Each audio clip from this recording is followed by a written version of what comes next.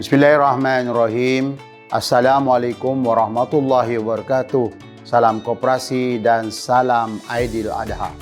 Alhamdulillah, syukur kepada Allah Subhanahu Wa Taala kerana dengan limpah rahmat dan izinnya kita sekali lagi diberikan kesempatan untuk menyambut Hari Raya Aidiladha yang penuh keberkatan. Aidiladha bukan sahaja mengajak kita menghayati erti pengorbanan dan keikhlasan, malah mendidik kita tentang nilai kesatuan, amanah, kepedulian terhadap masyarakat sekeliling. Dalam gerakan koperasi, nilai-nilai ini menjadi asas kekuatan kita. Koperasi dibina atas semangat saling membantu, berkongsi manfaat dan bergerak bersama demi kesejahteraan anggota serta komuniti. Setiap usaha, sumbangan dan pengorbanan yang dilakukan oleh warga koperasi adalah manifestasi kepada semangat kebersamaan yang terus memacu pembangunan ekonomi rakyat secara inklusif dan mampan.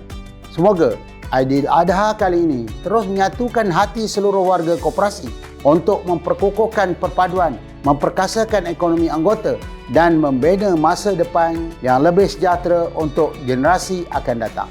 Selamat Hari Raya Aidiladha. Maaf zahir dan batin.